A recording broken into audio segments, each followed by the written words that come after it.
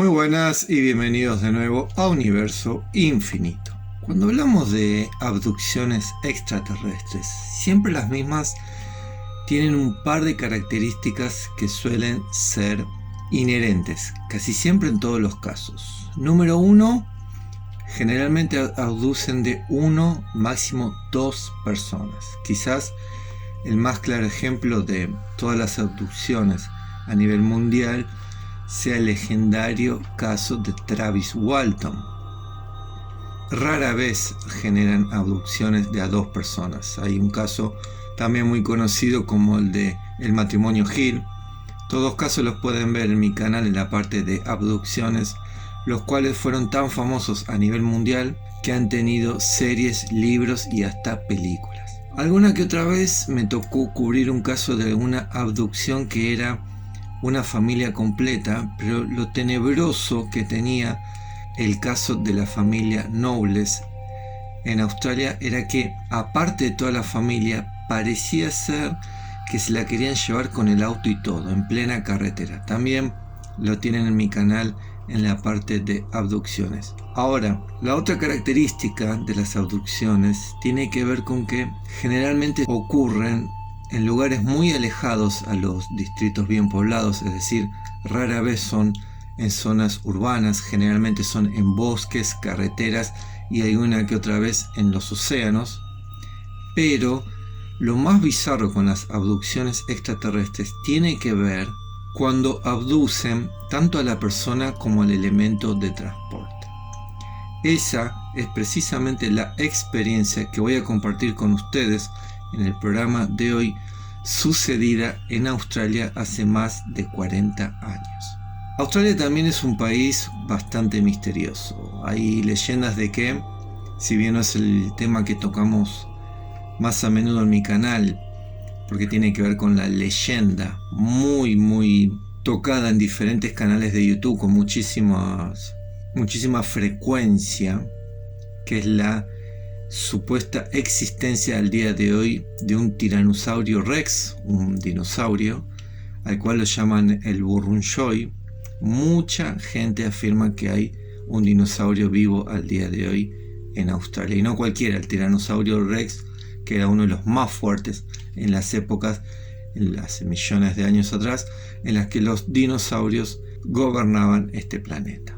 Aparte de eso, Australia también ha tenido un sinfín de avistamientos de sirenas y tritones. Pero es un país que es inmensamente grande, es más grande que la Argentina, pero está muy poco poblado para la cantidad de millones de kilómetros cuadrados que tiene. No llega a los 26 millones de personas. Por comparar con Argentina, acá somos 45 millones, es decir, tienen un promedio bastante escaso de seres humanos por kilómetros cuadrados. Australia es un país en el que hay muchísima actividad ovni, no como en México, Estados Unidos, Argentina, Chile o Rusia, no a esos niveles, pero sí tiene muchísima actividad en avistamiento de ovnis, sobre todo en sus gigantescos bosques y en las costas de sus océanos. Australia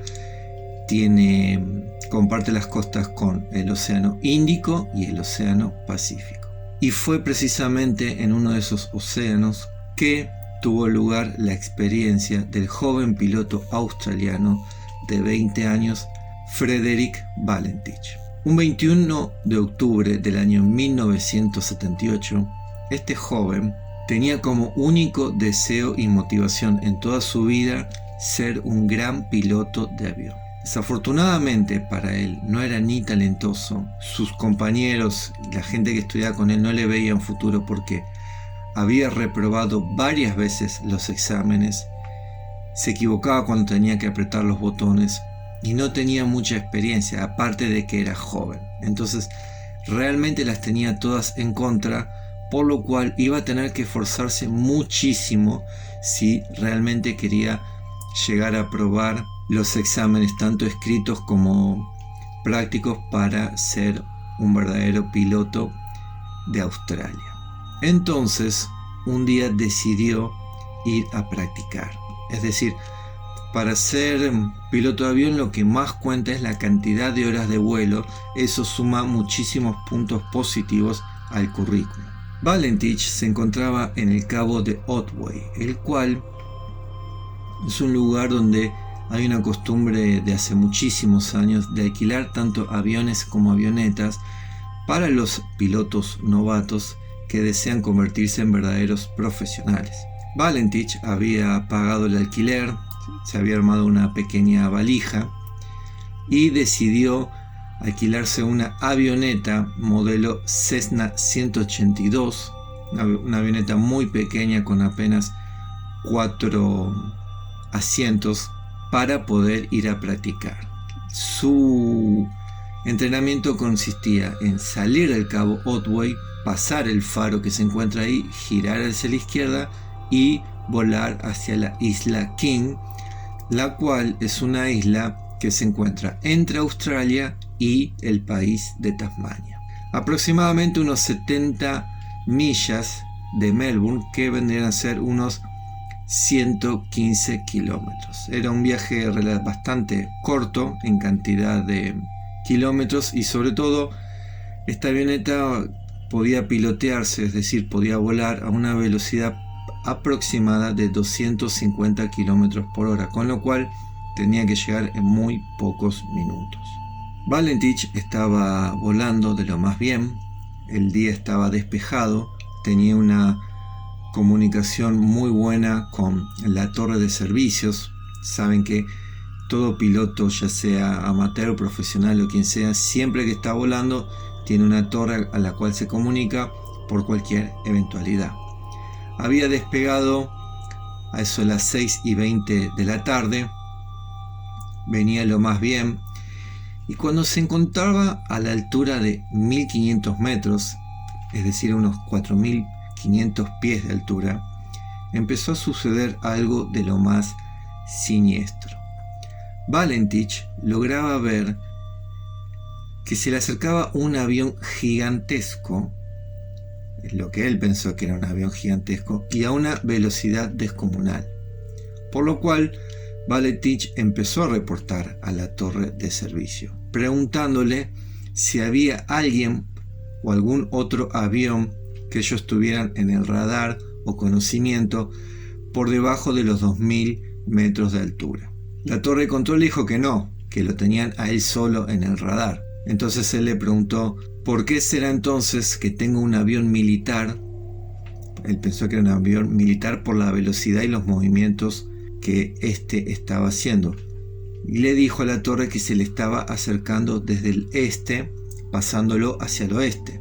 La torre le volvió a repetir que no había ningún otro avión según su radar y le preguntó si le podía dar más especificaciones sobre el avión. Valentich les repitió que era un avión que emitía 4 luces, todas de color verde, que era gigante y que él pensaba que le estaba haciendo una clase de juego, porque lo había pasado en altura, es decir, estaba por arriba de la avioneta de Valentich a unos 300 metros. Acá hay que hacer un pequeño paréntesis.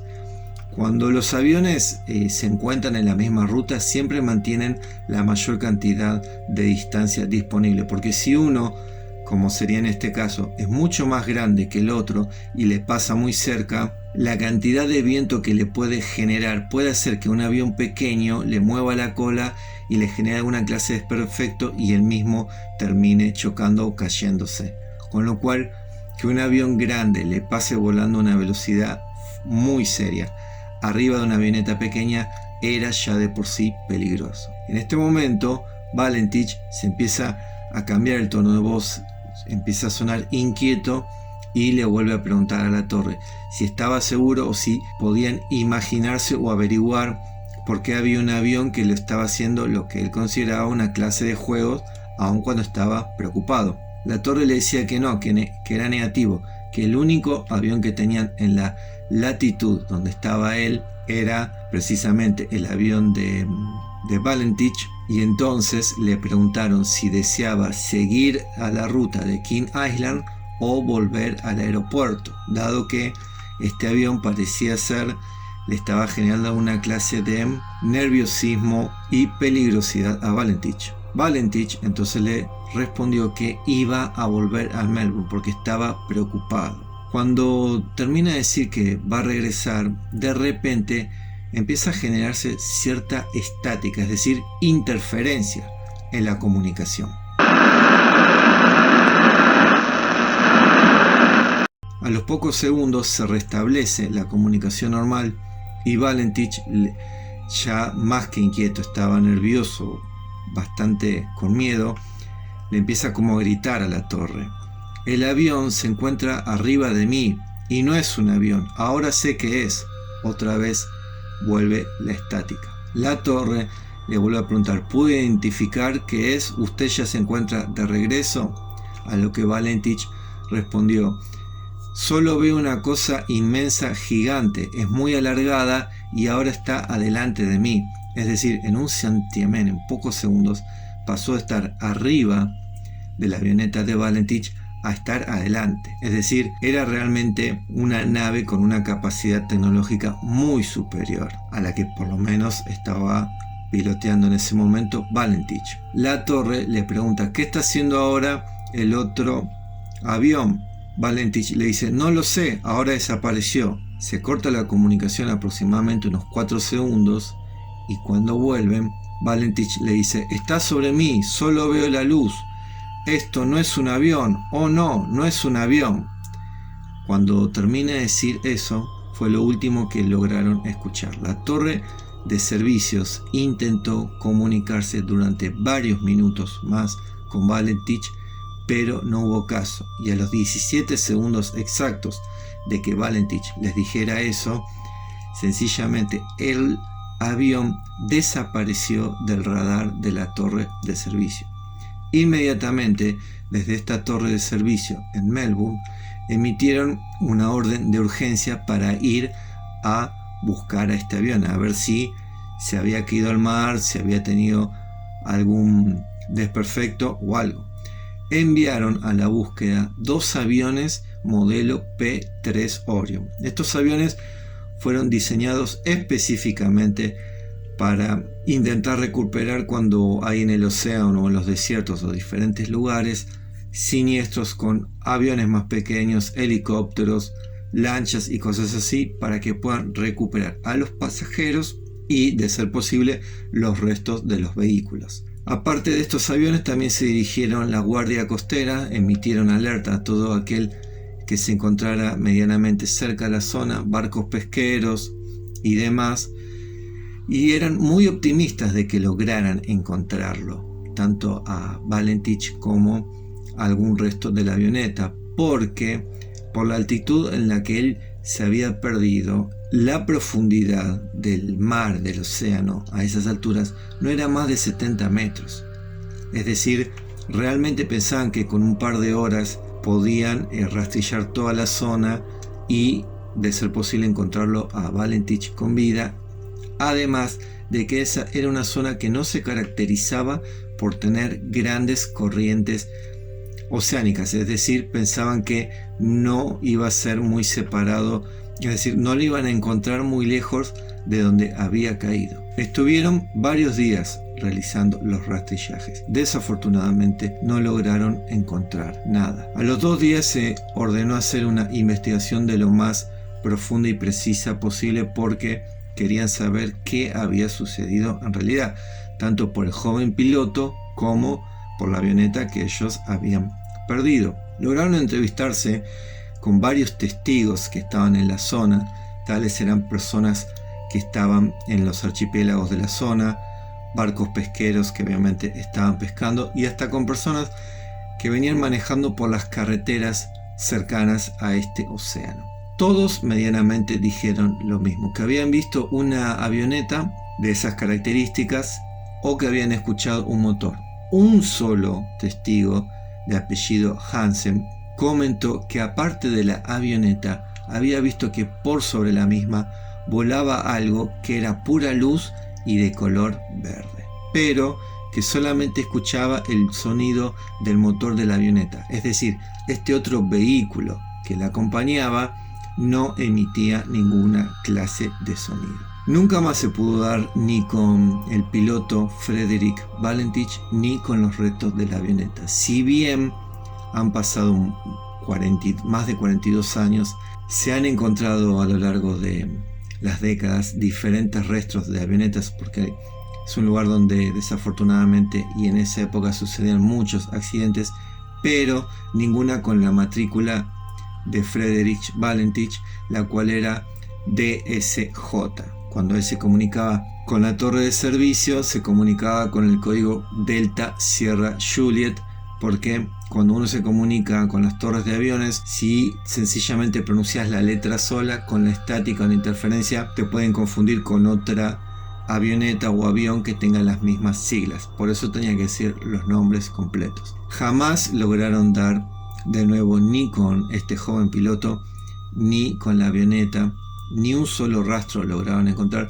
Sí partes parecidas, pero nunca con la matrícula que llevaba él. Y al día de hoy es uno de los misterios más grandes en materia de aviación y abducción extraterrestre en la historia de Australia. Este caso es tan icónico en este país que se han hecho películas, series y hasta libros se han escrito, porque se ha llenado obviamente de teorías de conspiración respecto a qué pudo haber sucedido. Desafortunadamente hubo una campaña de desprestigio. Se intentó decir que en realidad este chico era un drogadicto, era un borracho, que había sufrido de hipoxia, que es cuando estás a tanta altura en los cielos que te falta el oxígeno y eso te nubla la capacidad cerebral, es decir, no pensás bien.